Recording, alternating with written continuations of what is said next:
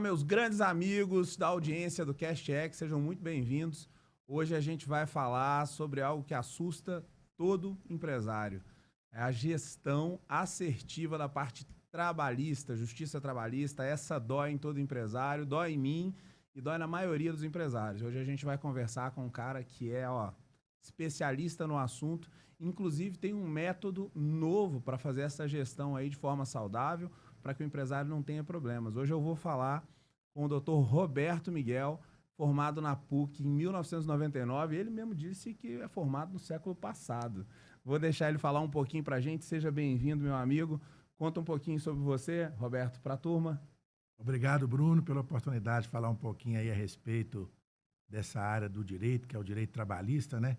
Que às vezes é tão dolorido para os empresários de uma maneira geral. Eu me formei em 1999, eu brinco muito que eu sou formado no século passado, né? E hoje estamos aí com 26 anos de formatura, sempre atuando aí na área trabalhista, para empresários, microempresários, empresas de pequeno porte, algumas ações também para trabalhadores, mas na sua grande maioria assessorando as empresas. Muito bom, Roberto. Acho que o tema de hoje é um negócio que interessa para 100% dos empresários, né? Até os que ainda não têm funcionários, às vezes estão locados ali no meio, mas todo empresário tem a vontade de crescer. Se ele tem vontade de crescer certo, né? Principalmente na área trabalhista, faz muito sentido. Então, acho que hoje a gente vai falar com todos os empresários do Brasil, seja de qualquer nível. E aí eu já vou de largada fazer uma pergunta para você. Por que o empresário só se preocupa com a parte trabalhista na hora que o processo chega? Bom, Bruno, o que acontece? Na verdade, os empresários, de uma maneira geral, eles estão muito ocupados com a operação, né? Ser empresário no Brasil, eu costumo dizer que é tarefa para herói, porque é quase tudo contra, né? Verdade. Estabilidade econômica, né? Falta de estabilidade econômica, medidas governamentais que muitas vezes não ajudam, ainda prejudicam, né? Existe uma cultura, eu costumo dizer, no Brasil, que é de demonizar um pouco a figura do empresário. O empresário só visa lucro, não respeita direitos fundamentais, não respeita direitos humanos, não respeita o trabalhador. Eu acho isso uma visão equivocada. Eu acho que o empresário brasileiro é um grande batalhador, ele é o primeiro a chegar, o último a sair da empresa, mas muitas vezes, envolvido que está na operação, ele acaba não tendo muito tempo para se preocupar aí com algumas normas trabalhistas que só quando vem o processo que ele assusta. Você acha importante, Roberto, que o empresário ele entenda um pouco de direito trabalhista, pelo menos o básico ali? Você acha importante que ele saiba um pouco sobre isso e como é que ele adquire esse conhecimento para que ele, se você achar importante, como é que é o ideal para adquirir esse conhecimento para que ele não venha passar alguns apertos desnecessários, né? Com certeza, Bruno. É, na atual sociedade que nós vivemos, nós temos uma grande influência da tecnologia. Então, as pessoas, de uma maneira geral, sejam elas pessoas mais simples, mais instruídas, empresário, não empresário, têm muito acesso fácil à informação que vem através da internet. Então, esse funcionário, esse empregado, ele também tem mais conhecimento, o que vai exigir do empresário também se adequar a essa nova realidade e passar a compreender um pouco melhor sobre o direito trabalhista como um todo, porque isso é fator de economia para ele. E como é que ele busca isso efetivamente? É melhor que ele procure uma consultoria, se tiver, obviamente, dentro das possibilidades dele. De forma online, hoje é possível adquirir parte do conhecimento, porque a verdade é que você falou um negócio muito interessante. O funcionário hoje entende mais de direitos trabalhistas do que o empresário, né? Certeza. Muito mais, porque quando acontece qualquer coisa, o funcionário chega no outro dia dizendo, não, mas não é assim que funciona, assim, assim, assim. Então, às vezes o empresário está absorto disso. Como é a melhor forma dele conseguir esse conhecimento, Roberto? Bom, com certeza. Hoje, tanto na contratação quanto no desenvolvimento do contrato de trabalho e na saída, normalmente o empregado ele diz exatamente quais são os direitos dele. Já sabe 100%. Já sabe 100%. Então, o empresário precisa estar mais preparado, sim, e tem várias formas dele adquirir esse conhecimento.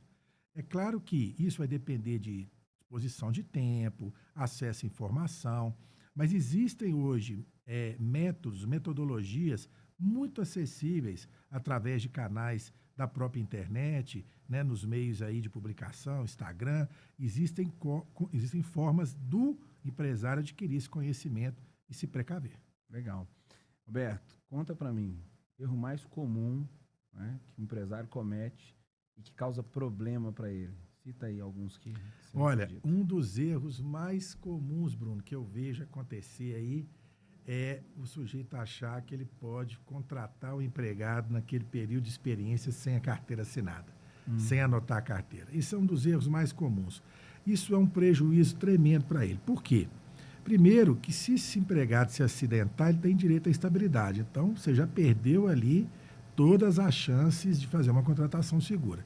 Depois, se esse empregado vem a ser dispensado e ele não tem um contrato de experiência, você vai ficar muito mais caro para o empresário arcar com os custos da dispensa dele, porque o contrato vai ser por prazo indeterminado, ele vai ter direito a aviso prévio, aquela coisa toda. Legal. Você tem um caso para compartilhar com a gente, assim, que um detalhezinho matou ali o empresário, às vezes até causou um problema maior, do cara não conseguir nem pagar, ter que mudar de CNPJ, porque o empresário não desiste nunca, né? O cara fala, não, ele faliu não, trocou de CNPJ, deu um jeito, o empresário não desiste. Mas essa é a característica do empresário, Sim. né? Empresário que é empresário não desiste nunca. Mas você tem um caso, que foi por causa de um detalhe, um negócio simplesinho, por exemplo, a empresa acabou tendo um problema com o processo trabalhista e tudo mais? Tem sim. Um monte, né? Tem vários. Vou te falar a verdade, toda semana aparece lá um empresário que achava que estava com tudo em ordem, tudo em dia e se deparou com um processo trabalhista, e não só processo na justiça, mas tem também a fiscalização, né? Uhum. Então, aconteceu recentemente um caso com uma empresa cliente nossa que, achando que poderia ajudar dois funcionários que estavam recebendo seguro-desemprego de uma outra empresa, contrataram esses dois empregados sem carteira assinada. Eles deram um azar, sofreram fiscalização e no dia da fiscalização, os dois empregados foram quem receberam os fiscais na empresa. Então, de cara, já pegou o nome, tudo os dados deles, né, todos os dados, e aí veio a multa de R$ 15.000, né? Então, é uma surpresa bem desagradável e acredito que aprenderam da forma mais dolorosa possível.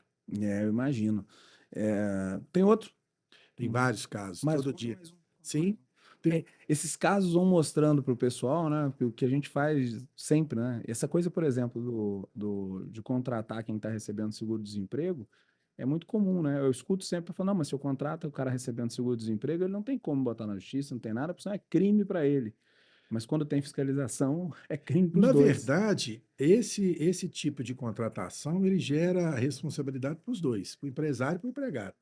O empresário, ele vai ser multado, porque é uma conduta ilegal, vai ter que registrar, vai ter que formalizar o contrato que estava irregular, e para o empresário, ou melhor, para o empregado, ele teria que devolver os valores recebidos.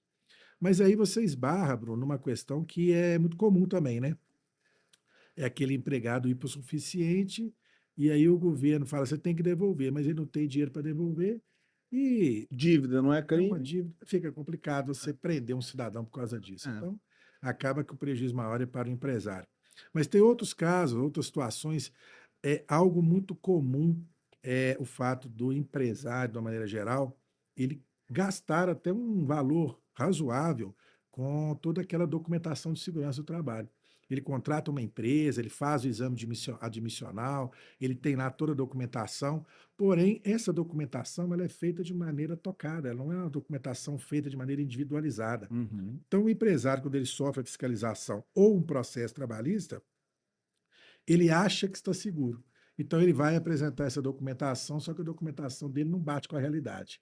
Aí fica fácil do fiscal dar o resultado da perícia favorável ao empregado, e aí, nesses casos, realmente, os valores podem ser bem maiores. Isso é muito pior, né, Roberto? Porque quando você imagina que está certo, isso fica muito mais complicado, né?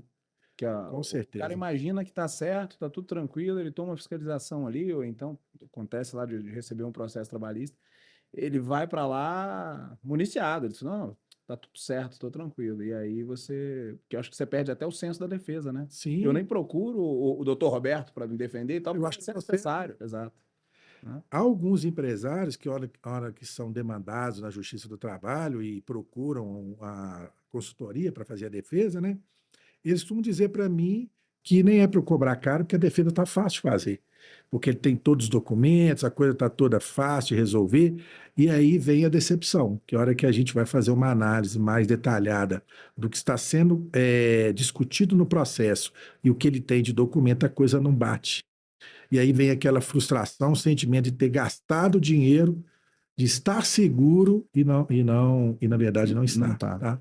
É, fez a coisa de maneira Cada, né? desvinculada com a realidade. O direito do trabalho tem um princípio muito interessante, muito importante, que os empresários devem conhecer, que é o princípio da primazia da realidade. Então, para o juiz, para o fiscal do trabalho, importa mais o que está acontecendo Do que na o que está realidade do que no escrito. papel. Uhum.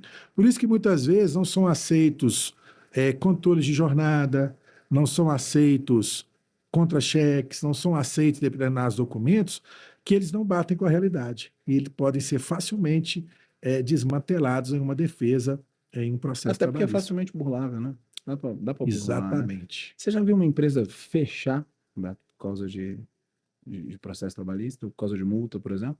Chegar assim ao. Que isso é o, né, é o mais. Nem sei se é o mais terrível, se o terrível ainda ficar com uma dívida ativa lá na frente e tal, mas você já viu casos desses?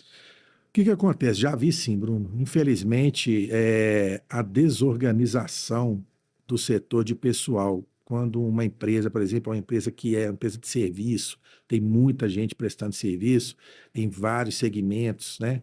E não tem uma organização e começam a gerar processos trabalhistas, a coisa ela vai em cadeia. Por quê? Porque, na verdade, quando o colega de trabalho ganha um processo, aquele que se via na mesma situação tende a procurar o mesmo advogado, o mesmo escritório, porque a situação dele, de fato, é a mesma. Claro. Isso vira uma bola de neve difícil de controlar e cria também nos empregados aquele sentimento de que é só ingressar com a ação que ele vai receber um dinheiro. Isso é bastante complicado. Cria até senso de comunidade, né? O cara cria senso de comunidade que diz, ele tá ferrando todo mundo.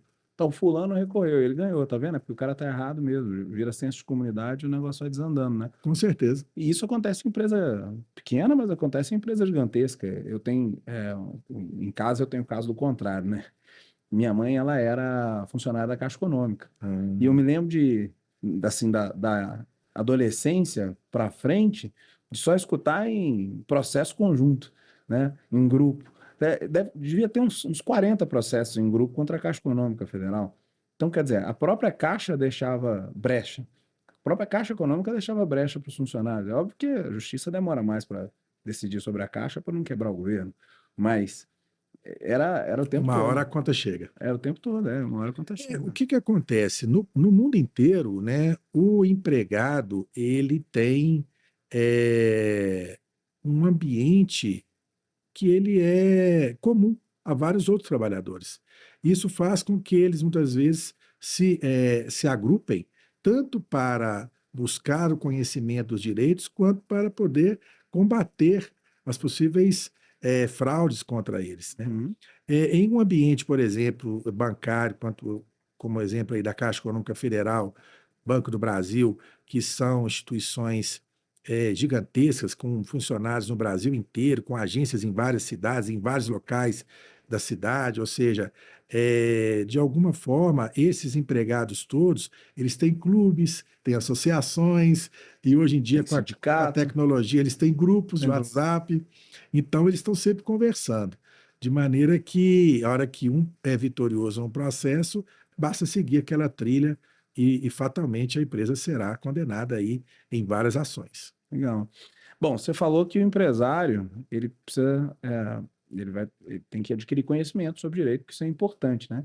E você disse que os meios digitais funcionam muito bem. Só que para adquirir conhecimento nos meios digitais, a gente precisa de internet de qualidade. Se você tiver uma internet porcaria aí, você não vai conseguir adquirir conhecimento nenhum, vai travar o vídeo e não vai funcionar. E para isso eu vou te apresentar agora a Implantar Telecom. A Implantar Telecom tem os melhores planos e quem vai falar sobre isso para mim é a Raíssa. Vem cá, Raíssa, conversa com a gente.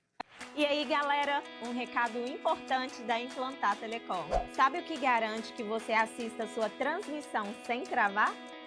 Uma conexão estável de verdade. É só apontar a câmera para o QR Code aqui na tela e falar com a gente agora mesmo. Você não pode perder, tá? Implantar Telecom tem os melhores planos, tanto para o seu celular quanto para a internet da sua casa e da sua empresa. E aí você vai adquirir o conhecimento que o Dr. Roberto está falando que você precisa adquirir. Dr. Roberto, agora conta para mim um negócio aqui, ó. O empresário tem, a gente está falando para vários níveis de empresário, né? O nosso podcast é assistido principalmente por pequenas e médias empresas, né? Mas isso já difere bastante um do outro. Então, alguns têm condição, por exemplo, de contratar consultoria jurídica, como a sua consultoria e de outros escritórios. Outros não têm. Que empresário que não tem condição de contratar uma consultoria jurídica pode fazer efetivamente para se proteger? Ô Bruno, durante esses 26 anos aí de experiência prática e docente, porque também aliei a minha carreira, tanto como advogado, e também como professor, e já ministrei também cursos dentro de empresas, sempre na área trabalhista, a maioria das vezes, nós percebemos que alguns erros, eles são comuns dos empresários, muito em decorrência dessa questão que eu falei anteriormente, da falta de tempo mesmo, de estar preocupado com a sua operação, de faturar, de pagar os impostos, os salários, né, de vender seu produto, seu serviço. Então nós percebemos, e através dessa percepção, nós desenvolvemos um método, e esse método, ele procura ser viável para qualquer tipo de empresário, né? Que se chama o método GTS. Explica um pouquinho mais. Muito bem. Esse GTS significa Gestão Trabalhista Segura, né? Ele é uma metodologia que nós desenvolvemos durante nossa experiência profissional e que é possível que a gente faça uma captação, ainda que no primeiro momento mais superficial, de quais seriam aqueles possíveis problemas dentro da empresa para a gente poder, na sequência, apresentar um plano de ação bastante palpável para os empresários. Legal. Acessível, o empresário que está começando, o empresário que de repente... Inclusive, essa é uma boa pergunta. Quando é que o empresário tem que começar a utilizar o método GTS, ou que seja ele se programar para se planejar para fazer essa estratégia da questão trabalhista? É antes de abrir a empresa? É quando abre a empresa? É quando já está andando e já está vendo como está acontecendo? Qual que é o melhor momento para isso? E depois me diz se o método GTS ele é acessível principalmente para pessoas que ainda não têm condição de contratar consultoria fixa, né? O contrato fixo jurídico. Ô Bruno, a ideia desse método é que ele possa ajudar os empresários em qualquer fase da sua vida empresarial. É muito comum no Brasil que os empresários comecem a atividade empresarial antes mesmo de ter um CNPJ. Você já deve ter ouvido falar muito disso, alguns amigos, né? Certeza. Começaram a empresa no fundo do quintal e hoje são grandes empresários. Então, essa questão trabalhista, ela é fundamental em qualquer fase da empresa, porque se você vai implementar um negócio e vai precisar de colaborador, você já está esbarrando no direito do trabalho. Se você já está numa fase de um pouco mais vivência e já está com a sua empresa estabelecida, registrada, então você está se organizando, é a hora também de você utilizar o método GTS para que você evite processo. E se você já tem uma vivência maior, já até tomou um processo trabalhista, já sofreu com fiscalização, também o método GTS vai te ajudar para que você evite esses problemas, e isso significa não tirar dinheiro do bolso. Legal. Com questão de ser acessível ou não financeiramente, ele é personalizado? Então, se o cara tem uma empresa menor, vai ser algo mais acessível para ele? Se é maior um pouco, tem um valor diferenciado? Como é que funciona o valor do método GTS? A ideia do método GTS, Bruno, no primeiro momento, é que seja um valor unificado para todo mundo. todos podem ter acesso. E num segundo momento, após um diagnóstico, se a gente detectar a necessidade, dependendo da empresa um pouco mais complexa que a outra, nós temos aí um próximo passo, que é a implementação, que aí o valor pode variar. Mas, a princípio, o método GTS, ele é viável para qualquer tamanho de empresa. Excelente. Então, já não dá para perder tempo, porque é algo que realmente importa, né? Você ter esse planejamento, essa gestão estratégica, né? A gente fala muito no podcast de que o empresário, ele precisa ser estratégico, independente se ele ainda está na operação. O cara diz, mas eu estou na operação, tudo bem, mas a sua cabeça precisa pensar de forma estratégica, seus bracinhos funcionam na operação, né?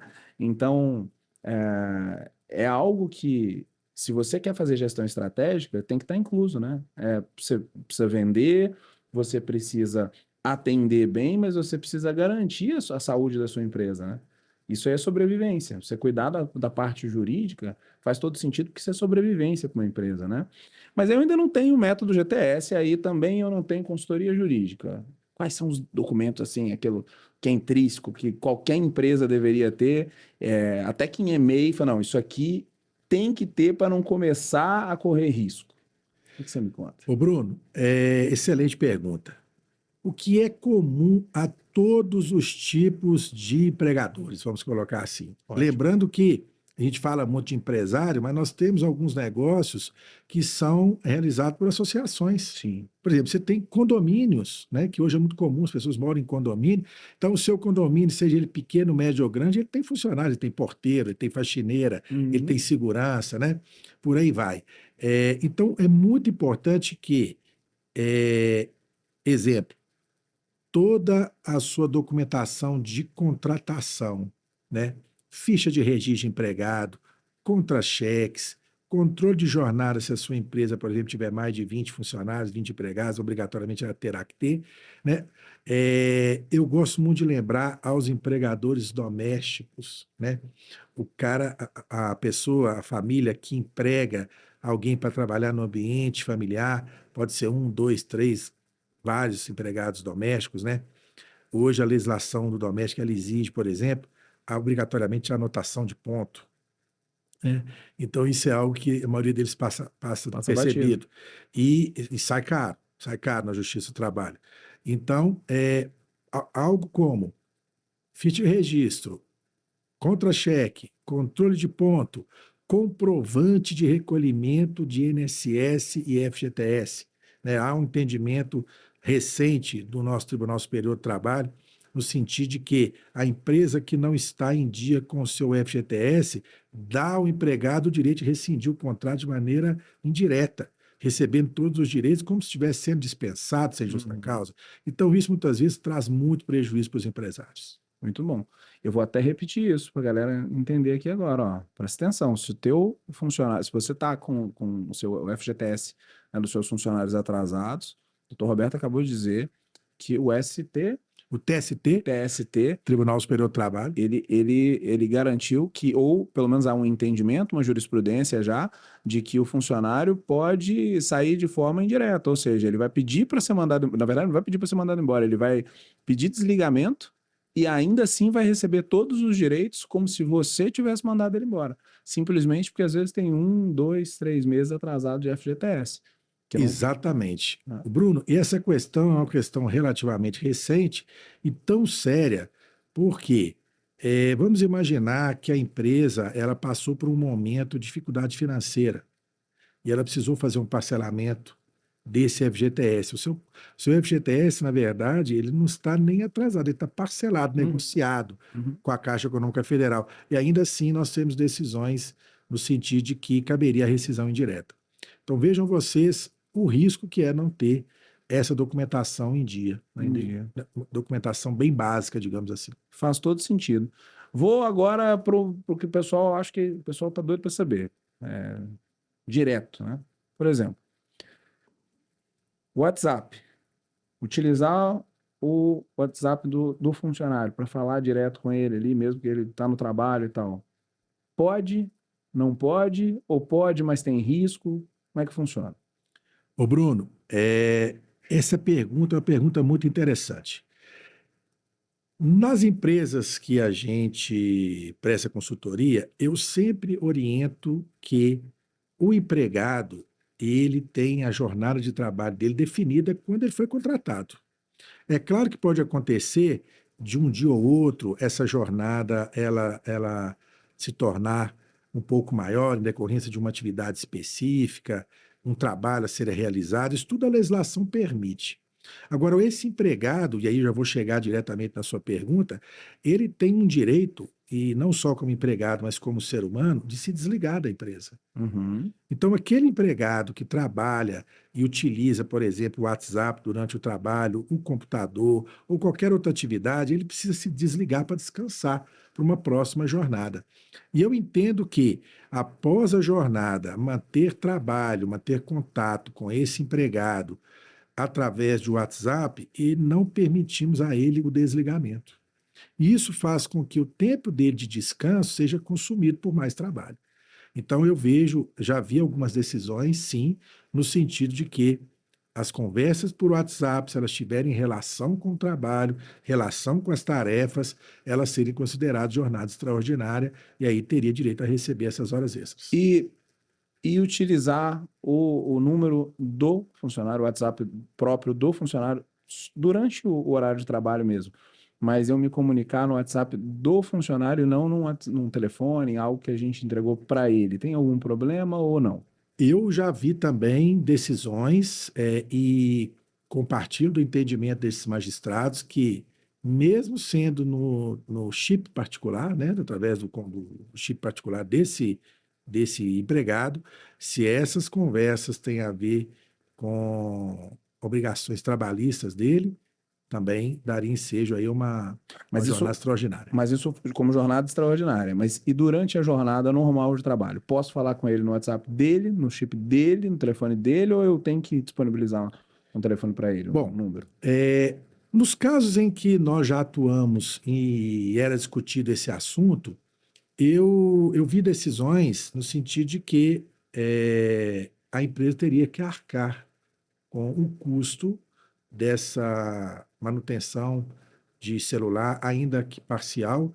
Por quê? Porque, na verdade, a empresa estaria se utilizando de um recurso do empregado para desenvolver a sua atividade empresarial, né?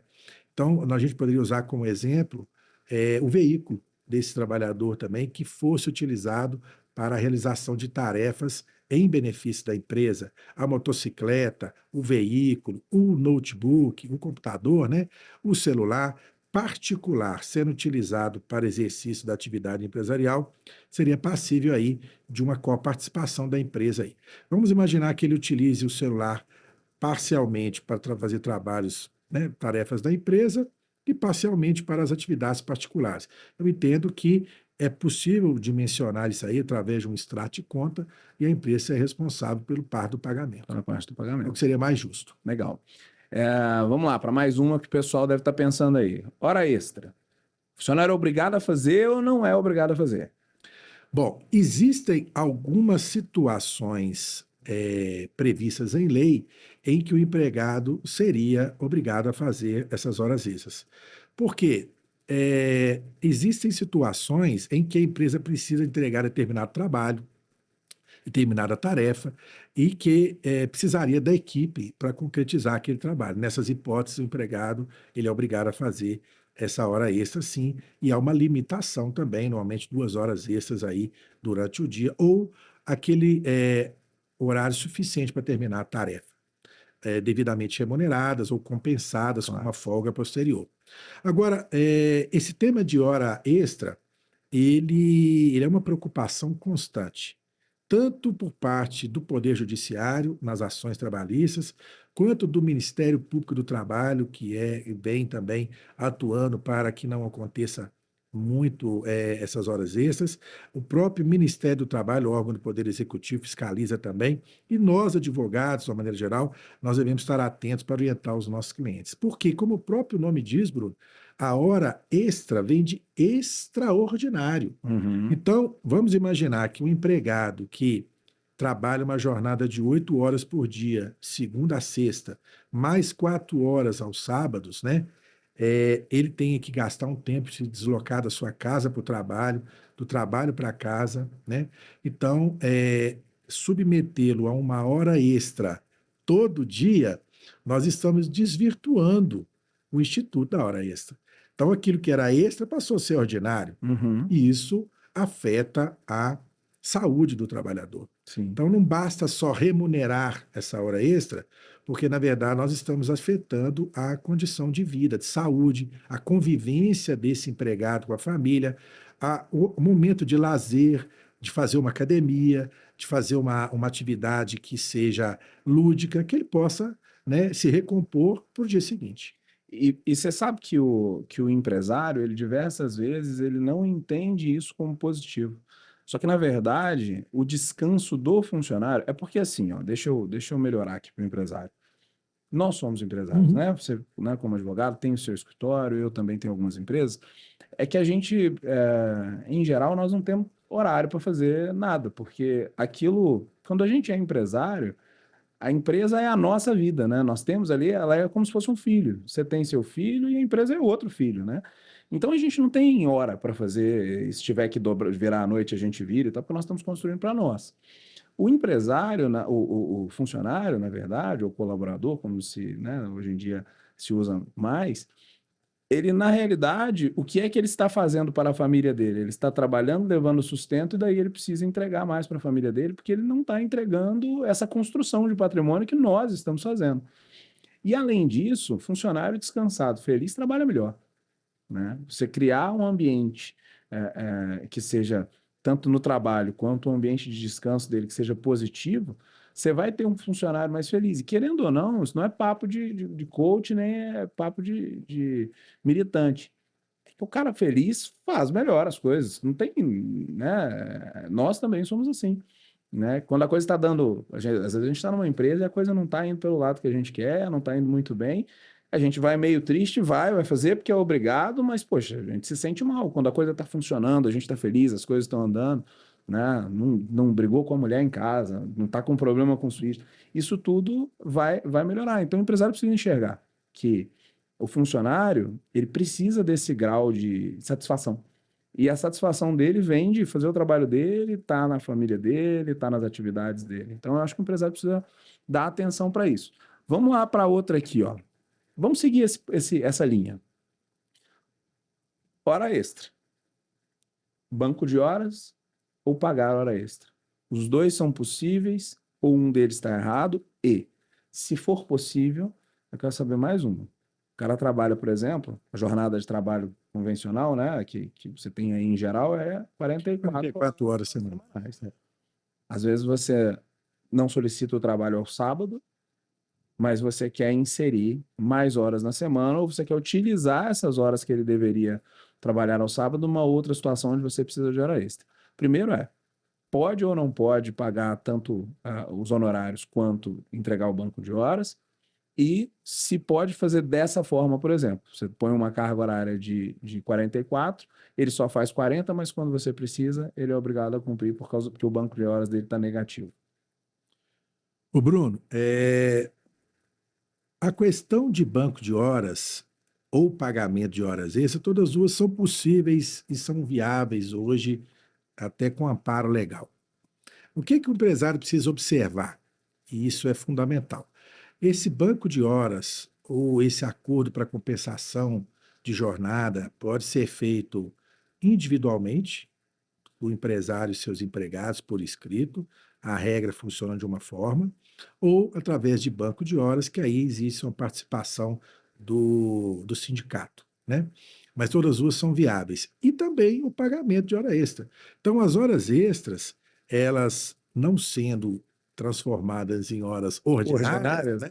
Elas podem sim ser pagas no contra-cheque, no holerite, sem problema algum. Existem algumas atividades, né? Aliás, várias atividades, em que dentro do mês se exige um pouco mais do empregado que em outros dias. Então, pode-se haver também uma compensação. Olha, no início do mês, a nossa atividade ela é um pouco mais devagar. Então, aquela hora extra que você fez ao final do mês passado, nós vamos compensar um pouquinho agora no início desse mês, vamos te dar uma folga. Nós vamos utilizar uma política dentro da empresa, às vezes, da gente emendar um feriado para compensar também uma hora extra. Tudo isso é possível e eu recomendo aos empresários que eles é, estudem sobre o assunto. Porque a hora extra, muitas vezes, é o mais doloroso para o empregado, né? Numa ação trabalhista. É, juntamente também com as ações aí envolvendo acidente do trabalho, né? Que a gente vê muito acontecendo também. E os dois temas estão intimamente ligados, Bruno, porque, é, como você bem disse, aquele empregado que trabalha 8 horas por dia e vai embora para casa para praticar o esporte, para poder conviver com a família, para fazer o que ele quiser dentro da vida particular dele, ele volta no dia seguinte muito mais descansado. E esse empregado que está com a bateria renovada, a chance dele se acidentar é menor. Então, aquele outro empregado que trabalha sempre com jornada extraordinária, não tendo tempo para descanso, não tendo tempo para convívio familiar, ele tem uma chance maior de adoecimento. Quando eu falo de doenças, doenças relacionadas ao próprio trabalho, né? Uhum. Então, tem chance maior de acidente, porque tá com a fadiga, né? Então, são dois temas intimamente relacionados, né? A questão da dignidade do ser humano, do trabalhador, ligada aos seus momentos de descanso. Perfeito.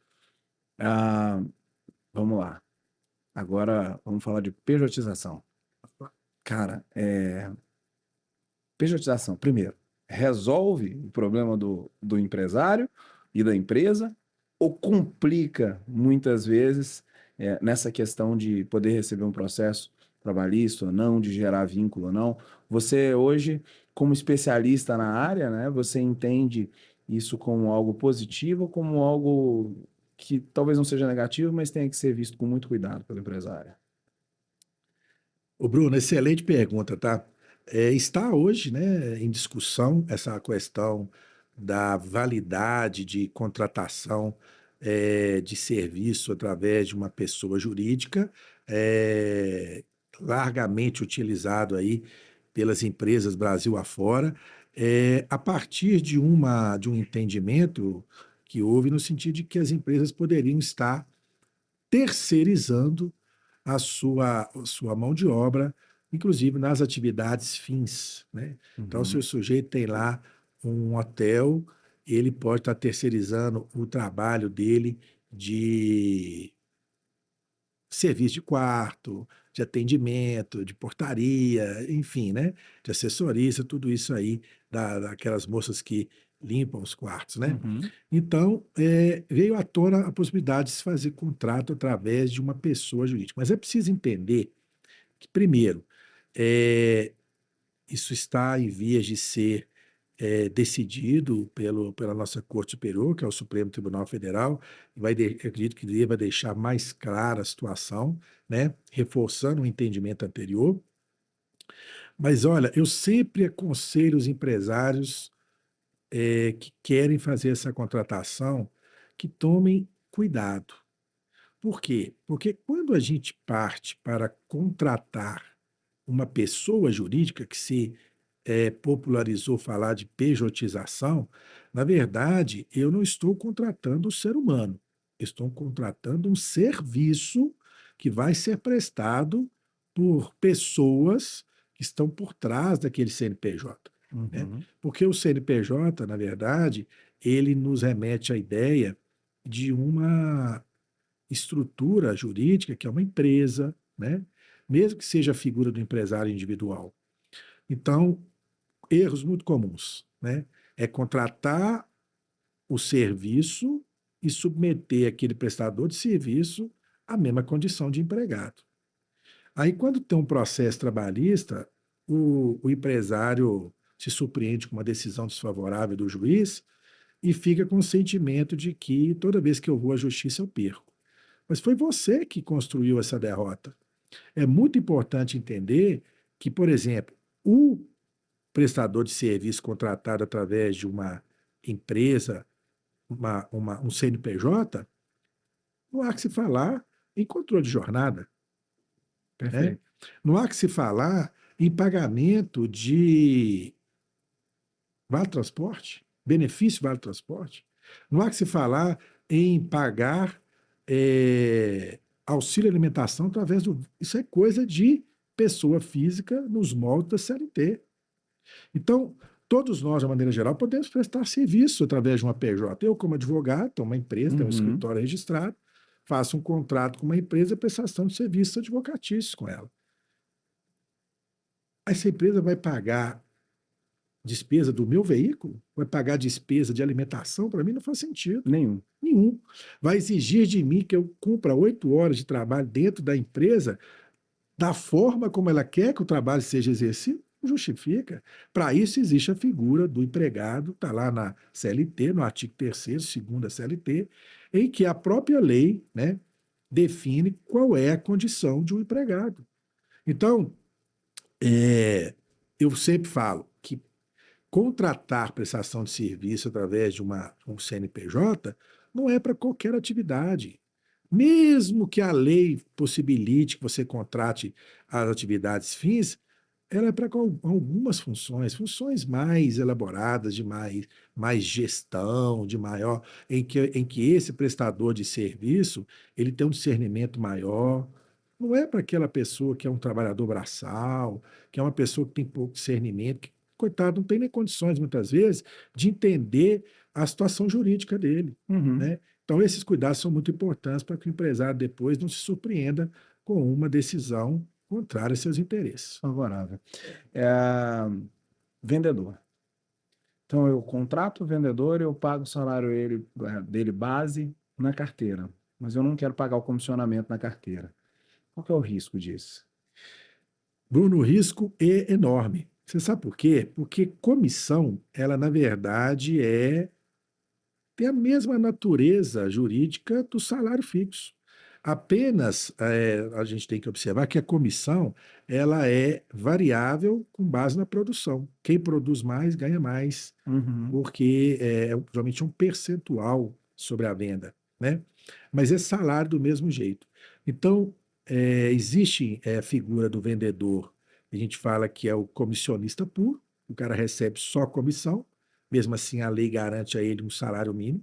Então, se ele durante o mês todo ele não vendeu nada, ele ganha pelo menos o salário mínimo. Mas vamos imaginar que existe a figura também do comissionista misto. Ele recebe fixo mais comissão. Quanto mais vende, mais ganha. Essas comissões, obrigatoriamente, elas são devidas em decorrência do trabalho de vendedor. Então, elas têm que vir constando no contra-cheque e incide todos os encargos trabalhistas como se fosse um salário qualquer. Inclusive 13º, férias, tem que se fazer uma conta disso ou ela está fora? Inclusive, sob 13º, férias, fundo de garantia, é feito, sim, uma planilha, né, de média dessas horas extras e aí a incidência sobre elas todas. Até porque, Bruno, quando você tem um vendedor que é comissionado, né, ele vende bem, ele tem um bom rendimento de comissões, aquilo vai impactar diretamente no padrão de vida dele, da família dele. Então vamos imaginar que ao final do ano, aquele cara que vendeu bastante, ou aquela moça que vendeu muito durante o ano e faturava bem como comissão, né, nas suas comissões, chega no final do ano, o 13º dele é só sobre o salário base. Aquilo vai impactar na vida dele. Isso é um fator de desmotivação para ele. Você imagina que essa pessoa ela vai querer comprovar renda para adquirir um bem, um imóvel, um veículo, fazer uma viagem, ter um cartão de crédito. Então, essa análise de crédito ela precisa basear no rendimento real dele, que é fixo mais comissão. Tudo isso é importante para nos motivar a esse sujeito.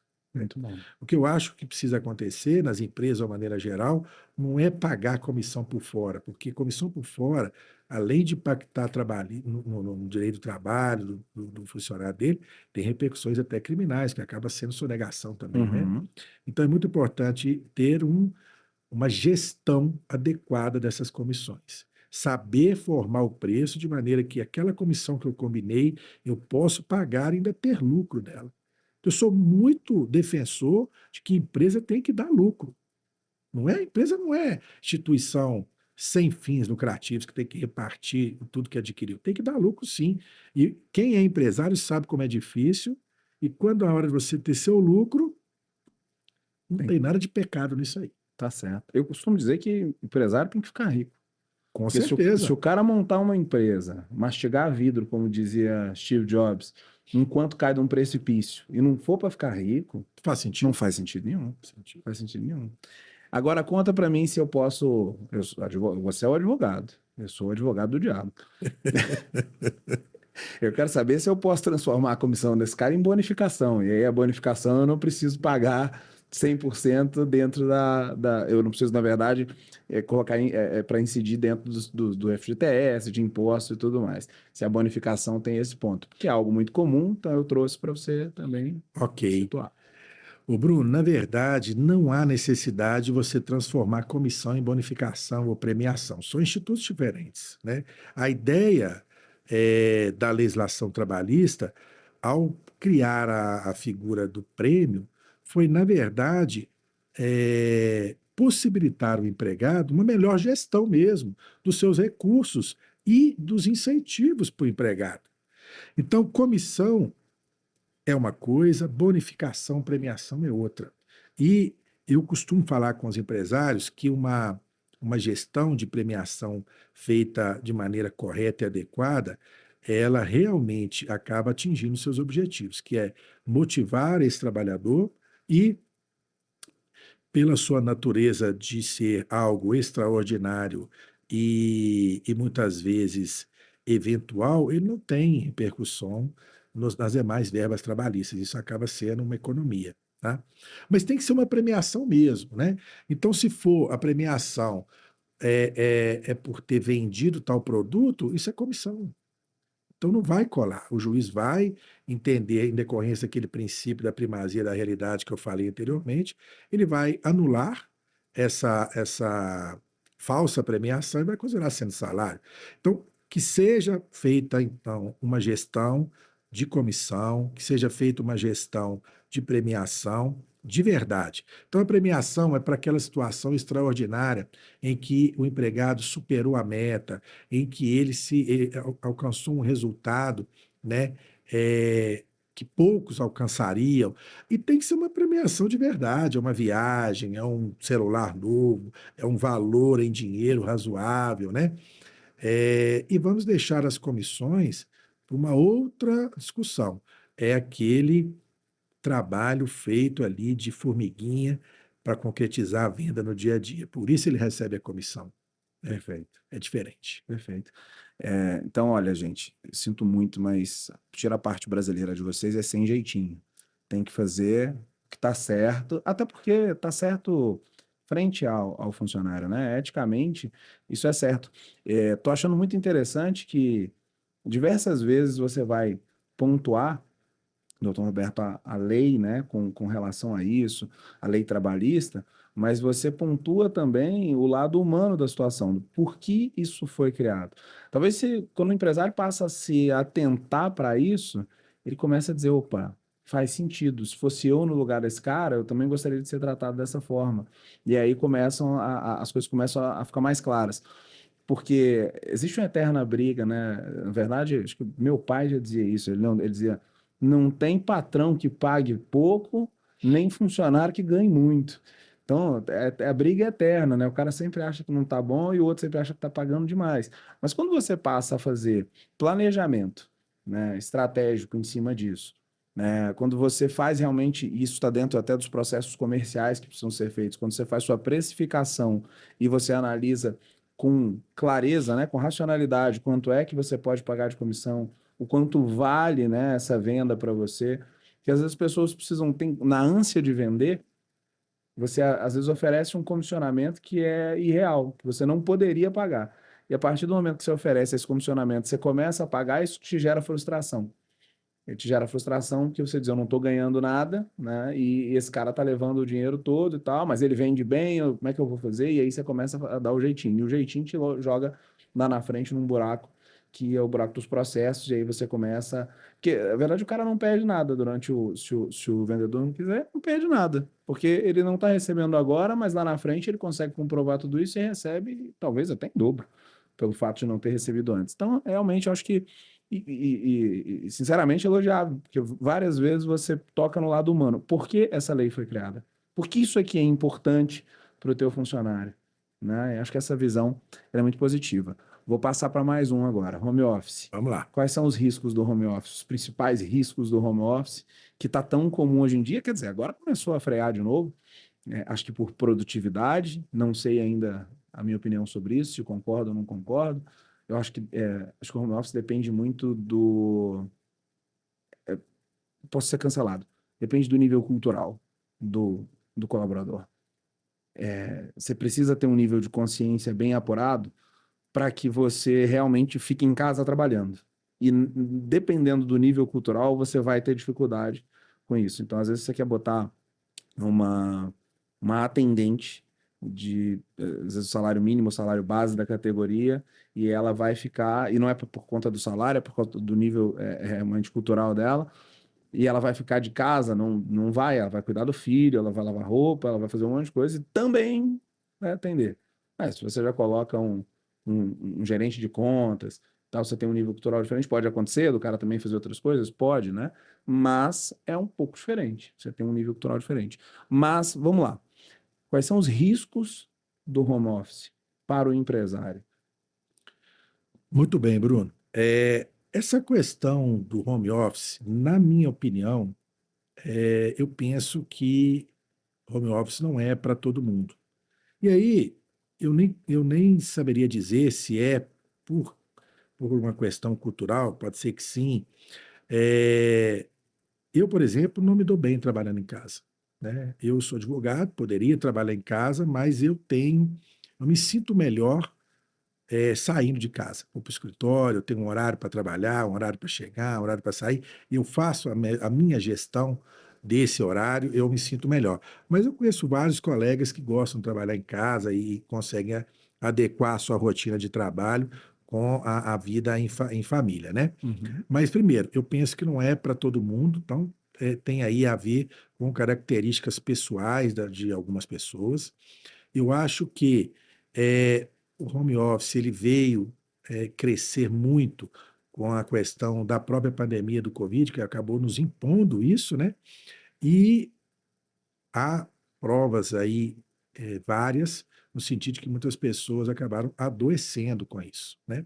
Além de não ser produtivo, ele acabou despertando de uma doença em decorrência desse isolamento social, Psicologicamente é né? terrível, né? Exatamente. Tem pessoas que vão muito bem, mas algumas questões que eu vejo que estão sendo repensadas, né?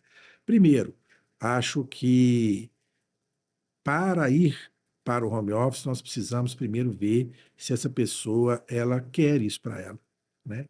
E nós precisamos dar treinamento para essas pessoas, né?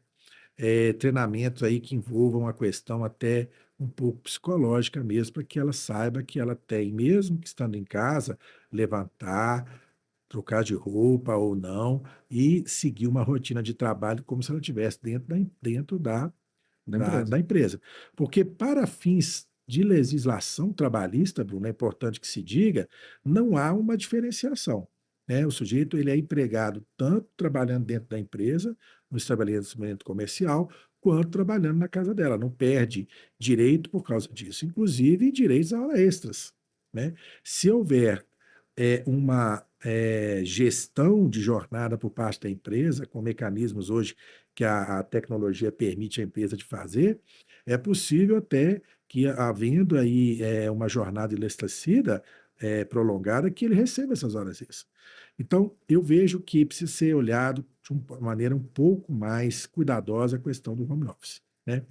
Não é toda atividade que é possível, não são todas as pessoas que se adequam à questão do home office. É claro que nós temos exemplos muito bem-sucedidos de home office, né? Lembrando que eu sou um defensor de que para haver home office é necessário que esse teletrabalho, trabalho à distância, né? Uhum. Ele seja combinado entre as partes e não imposto, que haja uma contrapartida da empresa em relação aos gastos que esse empregado vai ter. Se ele em casa tem uma internet para ele e para a esposa, agora ele vai dividir com a esposa, com ele, com a empresa, que seria um terço da despesa. É, precisa haver uma atenção especial com a questão do mobiliário, né? Questões ergonômicas mesmo. Você imagina só que na empresa o sujeito tem uma estrutura de trabalho adequadamente projetada para a ergonomia, para que ele não possa ter doenças relacionadas à ergonomia, falta de ergonomia, e em casa ele trabalha num local completamente inadequado. Então a empresa precisa estar atenta e até mesmo fazer uma visita programada à casa do empregado para ver se o ambiente está sendo adequado. E não simplesmente, já fiquei livre desse empregado, coloquei ele para trabalhar em casa, agora o problema é dele. Isso vai voltar para nós. Uhum. E é dentro disso que você falou da questão da humanização, que eu sempre recorro pelo seguinte: a nossa Constituição, nossa lei maior, ela fala, né, do princípio da dignidade humana, fala que o trabalho é um valor humano e fala também que a empresa ela tem um valor social. Uhum. Então, a empresa, se ela tem uma importância social, ela precisa estar antenada a isso aí, né? Não só visando o lucro, voltamos a dizer que o lucro deve ser o objetivo do empresário, mas de maneira humanizada, sempre. Muito bom, muito bom. O empresário, ele, em geral, manda, principalmente o pequeno e o médio, ele manda as pessoas para o home office para economizar passagem, às vezes economizar alimentação, diversas vezes economia de energia, né? E isso não é o motivo de se mandar ninguém para home office. Até porque você deveria entender que, bom, a casa do cara está fechada o dia inteiro, porque a esposa dele trabalha fora e ele também. Logo, o gasto de energia que ele tem também é seu. A internet, né, que ele utiliza, também você pode chegar nisso. Eu acho que o home office ele é muito mais importante por outros motivos. Quando você dá, por exemplo, olha, é quase que um bônus. Você não vai precisar. Eu gosto muito do híbrido, né? A gente tem esse perfil, pelo menos na Pipe, né? Na Pipe Marketing a gente tem esse perfil. Então você vai em alguns momentos e não vai em outros. Principalmente o pessoal muito criativo, né? Tem essa coisa da criatividade. É meio que um bônus, você não precisa ir, né? Pode ir, você não precisa ir. Então não é uma questão de economia, por exemplo, de passagem, né? De transporte. Você tem uma qualidade de vida melhor, às vezes, porque você não é obrigado a ir todo dia para a empresa. Também tem a questão de criatividade e a questão de você ter ali o momento para, né, que você precisa até do ócio criativo mesmo, ou de total atenção. Então faz muito sentido esse cara estar, né, sozinho, ou essa menina tá completamente sozinha nesse momento e tal, e aí parar e analisar e ver o que tem que fazer e tudo mais. Então, assim, a gente tem, pelo menos na Pipe, algo linkado à estratégia, inclusive à produtividade também. Porque em certos casos fica mais produtivo estar no home office do que na empresa, né? Então eu acho que a minha visão, vou decidir home office primeiro, óbvio, isso tem que ser positivo para ambas as partes, e segundo, tem que ser relacionado a algo estratégico em cima de produtividade. E não a economia burra, porque na verdade nem é economia. Agora que você pontuou questões onde às vezes a passagem do cara é mais barata que a internet que você vai usar, a luz que você vai usar dele, né? A mobiliário, às vezes ele não tem o local para trabalhar bem ali, você vai ter que promover o mobiliário para o cara, cadeira, enfim, o próprio computador também, que vai para casa, não é o mesmo computador às vezes da empresa. Então tem uma série de coisas que precisam ser vistas. O que é mais barato? Prevenir ou Com remediar? certeza, Bruno. Com certeza, prevenção é mais barato, né? Seja numa situação de análise de situações de home office, se vale a pena não fazer banco de horas, se vale a pena ou não submeter um empregado a hora extra ou contratar mais uma pessoa. Eu acho que a prevenção ela é fundamental, né? Por quê? Porque, na verdade, quando você parte para uma situação real, seja de uma fiscalização, de enfrentar uma autofiscalização, ou de um processo trabalhista, aquilo foge ao seu controle completamente. Você vai ter um fiscal um pouco mais criterioso, um fiscal um pouco mais de fazer uma leitura um pouco mais rigorosa, de olhar tudo. Você vai ter um fiscal que vai olhar determinado ponto. Numa ação trabalhista, você vai ter um juiz que é um ser humano que está por trás daquela decisão, que vai fazer uma análise um pouco mais rigorosa da legislação também.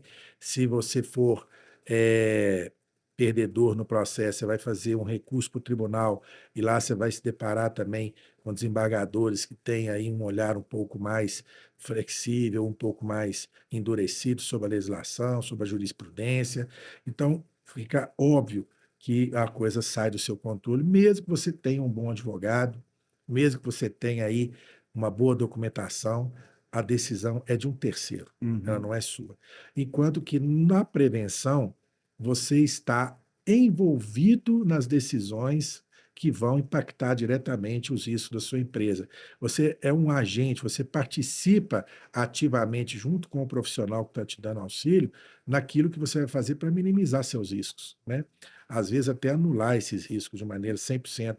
Então, eu defendo muito a questão da prevenção. E também eu sou um grande defensor da prevenção, por quê?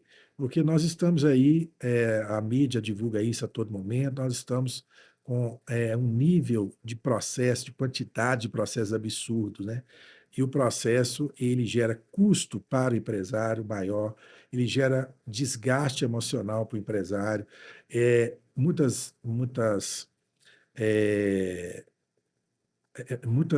partes do judiciário já estão voltando para o presencial, e existe deslocamento, às vezes tira o cara de dentro da empresa, num momento importante, ele perde lá uma manhã toda para fazer uma audiência trabalhista. Então, nós precisamos pensar no deslocamento, tudo, tem muitas coisas envolvidas nisso aí, né? Aumento do custo do Estado com contratação de servidores, ou seja, cadê aquela visão do empresário que vai também minimizar o custo Brasil aí com a sua própria atitude, né? Eu acho que isso tudo a gente tem que pensar e defendo muito a ideia do treinamento para que a gente possa repassar isso para os empregados também, né? Então, sou um ávido defensor da prevenção. Perfeito, perfeito. A gente estava falando de home office agora há pouco, e quem vai fazer home office precisa de internet de qualidade, né? Então, para quem não viu a Raíssa aqui ainda com a gente lá no início, eu vou chamar ela de novo para falar rapidinho sobre a Implantar Telecom. Raíssa, conta para a gente aí quais são os melhores planos para quem vai fazer home office. E aí, galera, um recado importante da Implantar Telecom.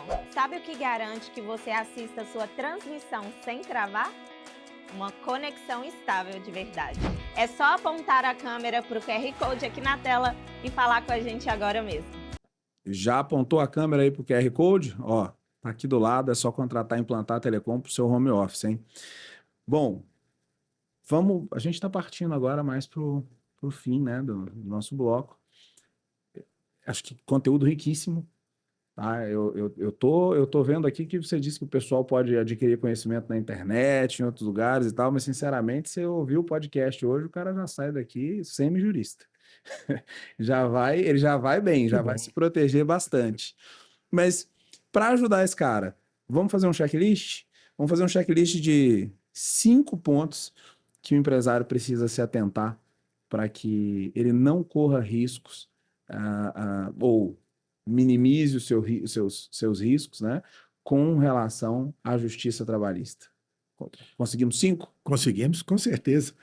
Bom, o Bruno, toda vez que um empresário ele busca a contratação de um ser humano para prestar serviço, para colaborar com a atividade empresarial dele, nós temos aí a opção que ele faça isso através de um contrato de trabalho, um contrato CLT, né, que a gente fala, previsto na legislação trabalhista.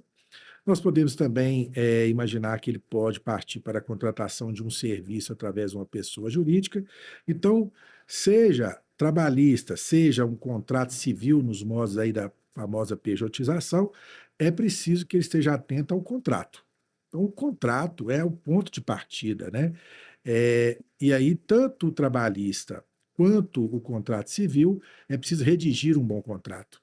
Nesse contrato é importante que haja ali tudo que foi combinado verbalmente desde o período em que houve o recrutamento, tanto do empregado, pessoa física, quanto da pessoa jurídica que está prestando serviço ali para ele. Então, o importante é que esse contrato seja o mais próximo da realidade.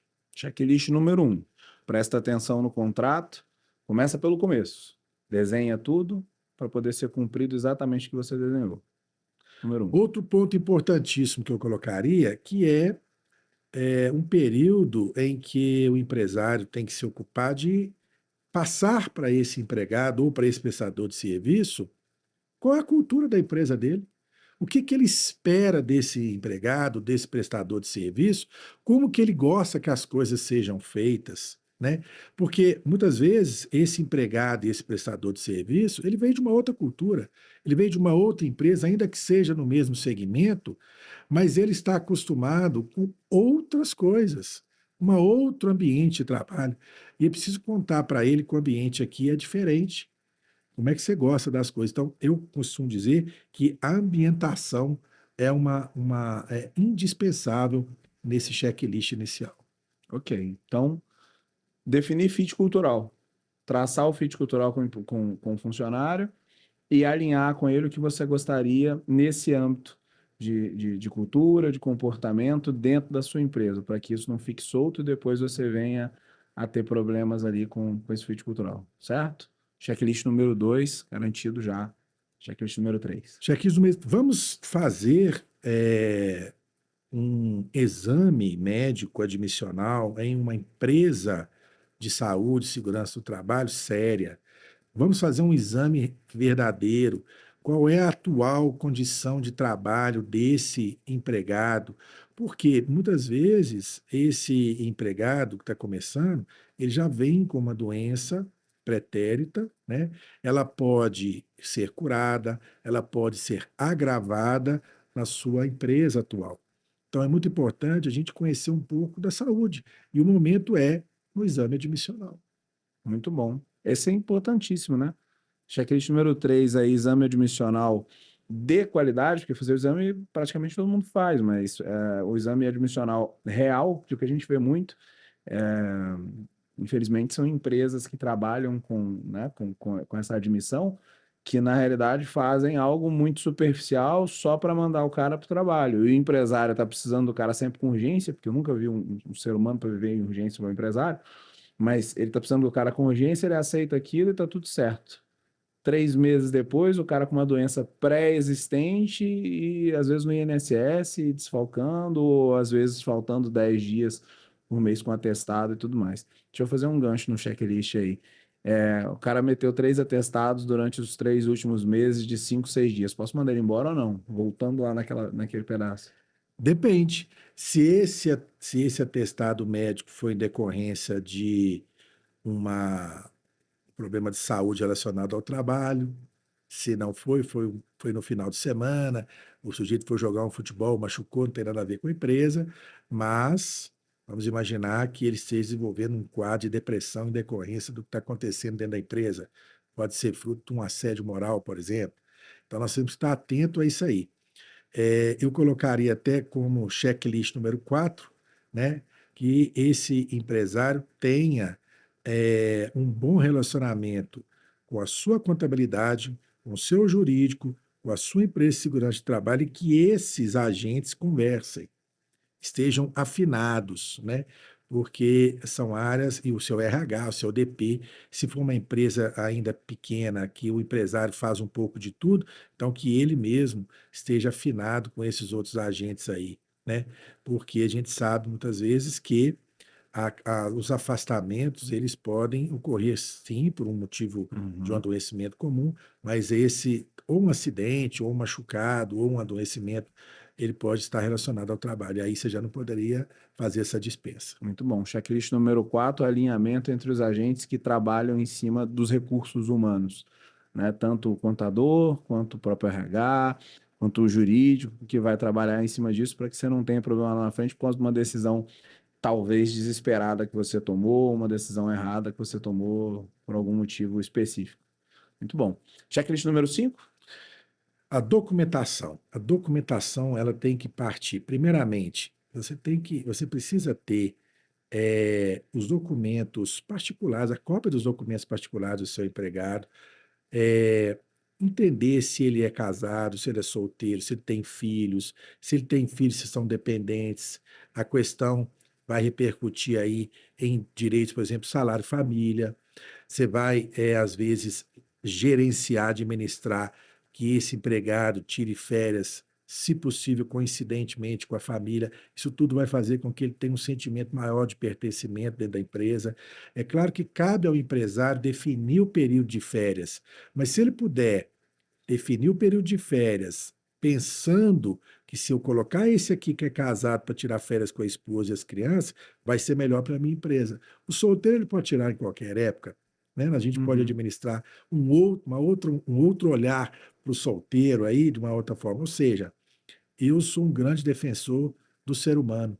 Eu acho que as empresas precisam olhar um pouco mais para os seres humanos e eu acho que elas vão ter resultado prático e lucrativo, Financeiro, sim. financeiro dentro do bolso. Então, fala-se muito hoje que não se encontra mão de obra. Ah, está difícil, a mão de obra está difícil, mas será que nós também não estamos fazendo as mesmas coisas sempre? Quem sabe a gente pode fazer um pouco diferente. Muito bom. Olha, eu sinceramente, ó, é difícil eu falar isso, tá? Mas hoje eu percebi que eu aprendi muita coisa que eu vou carregar. E uma das coisas, assim, a gente falou muito bem, né, a gente trabalhou muito essa questão de legislação e coisas relacionadas a isso, mas realmente entender como a legislação completa o lado humano faz muito mais sentido. Eu assim, vou bater muito nessa tecla, porque você trouxe isso de uma forma completamente diferente de outros juristas, de outros advogados que eu já conversei.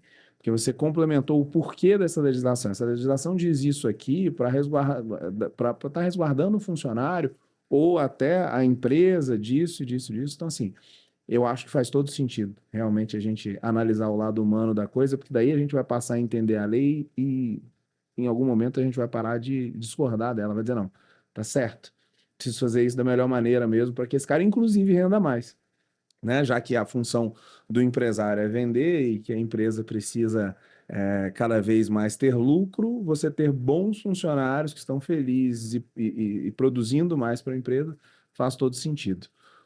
Doutor Roberto, se nós tivéssemos agora a chance de falar, deixar uma mensagem para todos os empresários do Brasil, e essa mensagem tivesse a ver exatamente com o que o senhor tem para passar para eles, com o que o senhor pode fazer por eles, com o que vai fazer a empresa deles ser mais forte, ser mais próspera, ser mais saudável, porque a Justiça do Trabalho, estando alinhada, né, dentro da sua empresa é mais saudável, você não tem surpresas, né?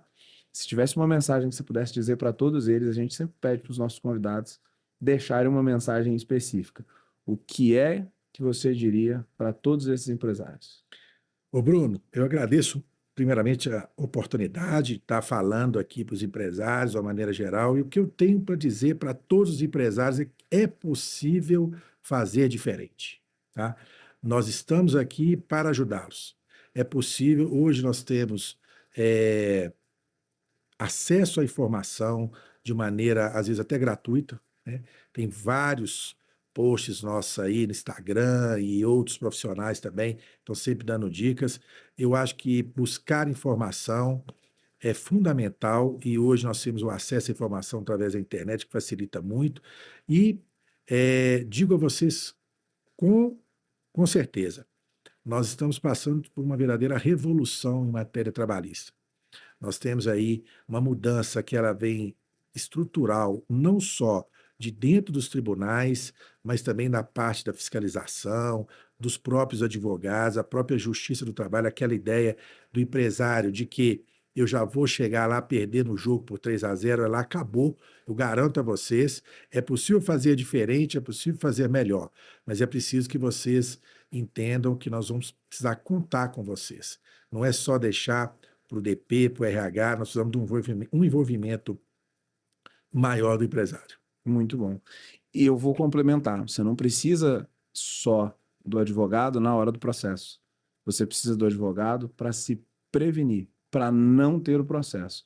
E o advogado que faz a prevenção custa muito mais barato do que o advogado que vai te defender na hora que você estiver já no buraco jurídico, né, dentro da sua empresa. Doutor Roberto, se o pessoal quiser te encontrar, te contratar, faz como? Tem Instagram? Tem site? Fala pro pessoal, por favor. Nós temos Instagram, nós temos nosso site também, que já está aí nas redes sociais, nós temos o nosso WhatsApp, nós estamos à disposição aí para que vocês possam fazer contato e conhecer um pouco mais aí do nosso trabalho, que eu tenho certeza que vai contribuir bastante. Então fala pro pessoal qual é o site.